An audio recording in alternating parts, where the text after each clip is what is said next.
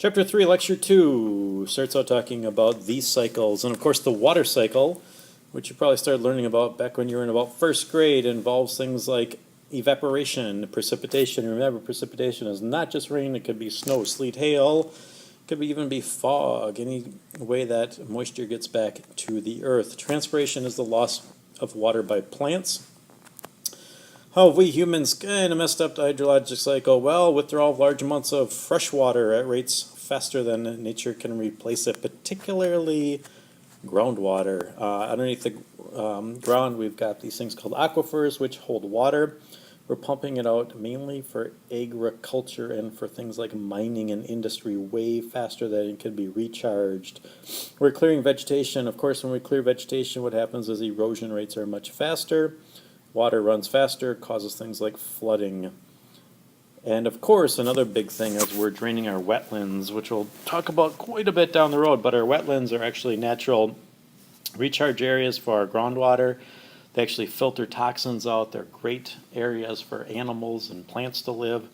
Unfortunately, part of that is they're really good and fertile, so we drain them and use them for agriculture. Again, we'll hit on the road a little bit more. Properties of water that make it very unique: it's liquid over a very large temperature range from 0 to 100 degrees Celsius, more or less.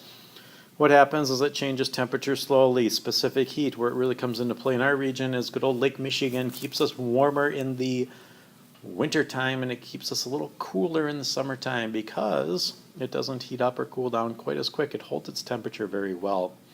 Adhesion, cohesion. Adhesion is just the property of water that allows it to attach to substances other than itself, and that is because of its polarity. Cohesion is how it holds on to itself very well. A very unique property that's very critical is it expands as it freezes. For the most part, things when they get cold, they contract. Water actually expands. That's critical because what happens is otherwise ice would sink. It would become more dense, and then our little fishies in our lakes around here would not be around very long. It is a solvent because of its polarity. It pulls other molecules apart, and it does help filter out harmful use. The next cycle is the carbon cycle. It is based on CO2. What happens is producers, like plants, anything that can photosynthesize, remove CO2 from the atmosphere and actually, of course, make glucose and oxygen. Then what happens is we use that glucose and oxygen, and we actually, this should say, consumers produce CO2 and re-enter that back into the atmosphere. Some carbon takes a long time to recycle, such as that is trapped in coal. Unfortunately, what happens is we dig these things out like petroleum and coal.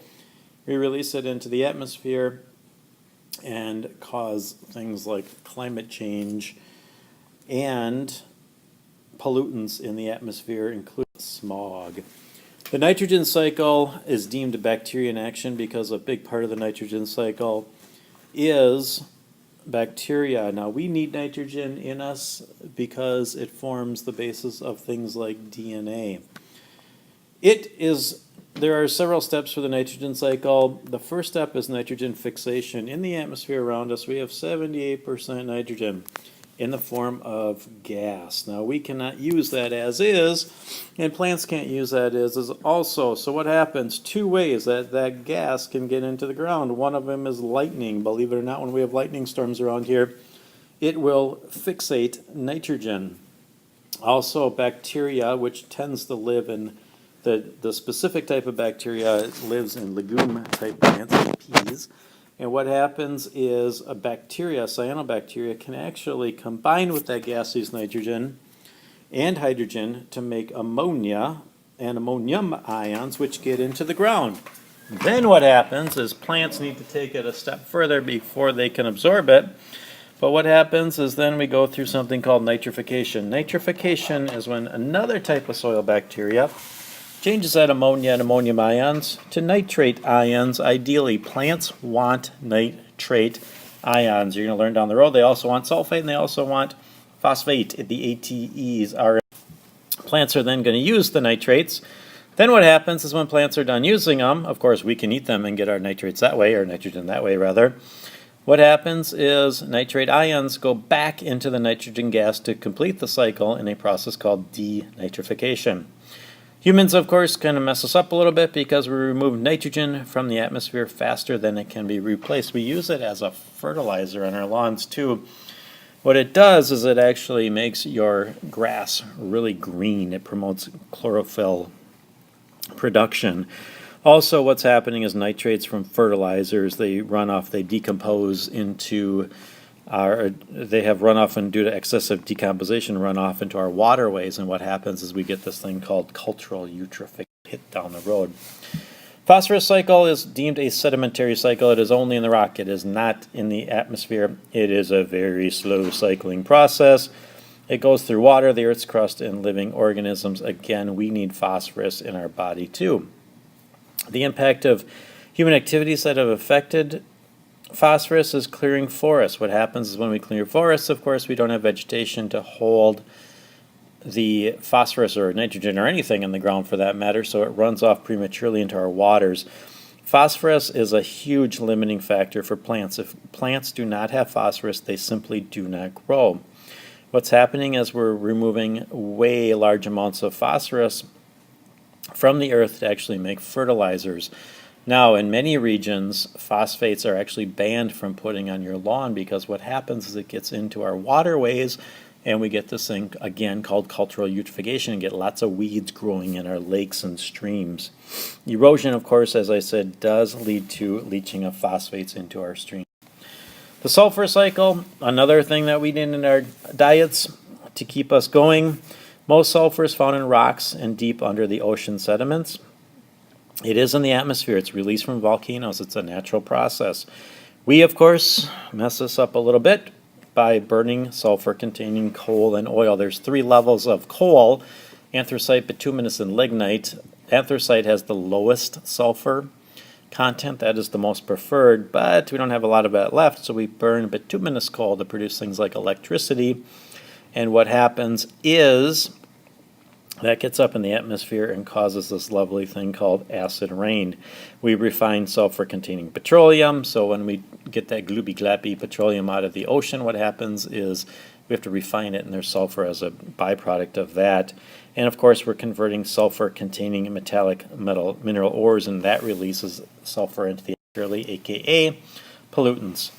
Some scientists study nature directly. A very cool thing to do as an ecologist is observe and measure in nature itself. You can see that guy climbing up the tree, probably observing some ecological processes in the top canopy of the jungles.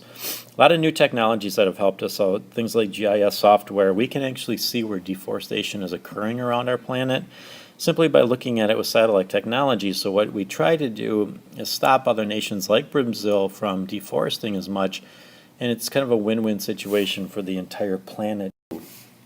We can model ecosystems, populations under laboratory conditions. That way we can really control a lot of the variables.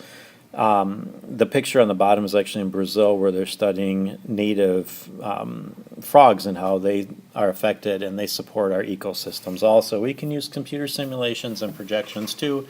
Not always as accurate as possible though. Couple things we need to learn more about the health of the world's ecosystems. You can actually see a chart on here. First of all, we need to get more baseline data. We need to do more field research. We need to do more lab research. We need to do more computer modeling to see exactly what's going on with the Earth right now. And then what we can do is over several years monitor it to see if it's changing at all. Now on the chart to the right, kind of starting at the top, it talks about the phosphorus cycle, nitrogen cycle, carbon cycle, biodiversity loss. Biodiversity loss is, of course, number of species extinctions per year. Chemical pollution, atmospheric aerosols, ozone depletion, land use, freshwater use, ocean acidification. Those are all variables that kind of come together. There are 10 major components of the Earth's life support system. Now what's happening and what the chart shows is what's in red is we've gone beyond the tipping point. We need, again, to collect a lot of baseline data on this stuff, but we've gone beyond. We've kind of screwed things up a little bit, particularly in red. The nitrogen cycle, we've altered it so much. We've altered the carbon cycle so much, particularly with burning fossil fuels and deforesting, and we've caused a huge number of species extinction. What's in orange are actually probably close to the tipping point. Ocean acidification, for example, The more carbon dioxide we add to the atmosphere, the more the oceans absorb. Well, what happens is it makes our oceans more acidic. When our oceans become more acidic, we have things like coral dying. It goes through a process called coral bleaching. What's in white is we really don't have enough data in order to figure out what atmospheric aerosol levels are doing, pollutants, particulates in the atmosphere, and other pollutants are causing in our environment. One big thing we'll talk about down the road are what plastics do into our environment, what these things called HAAs or hormone endocrine disruptors are doing to environment. We don't have enough baseline data on that. We need that. Tying it all together, tropical rainforests, obviously we rely on it. We rely on solar energy coming in. We depend on these nutrient cycles that we talked about. We'll dive into those much deeper in class. Tropical rainforests, of course, contain a huge amount of the Earth's biodiversity. We need to protect those. A lot of the reasons the rainforests are being cut down is because of poverty in many of these nations. What they're trying to do is farm on some of the soil. Also, what's happening is they burn the trees and create charcoal to sell to other nations, and a lot of governments are supporting that. So it's kind of a bad effect and causing more and more of the jungles to be cut down, yet there's so much biodiversity, so many resources that we could tap into. All right, that's it for Chapter 3.